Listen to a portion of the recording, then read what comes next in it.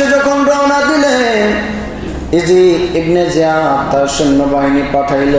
সৈন্যবাহিনীর প্রধান হুর ইবনে জিয়াদ, হুর ইবনে ইয়াজিদকে সেনাপতি বানায়া কয়েক হাজার সৈন্যবাহিনী নিয়ে ইমাম হুসাইন রাদিয়াল্লাহু তাআলা আনহুকে আক্রমণ করার জন্য, গ্রেফতার করার জন্য পাঠাইল।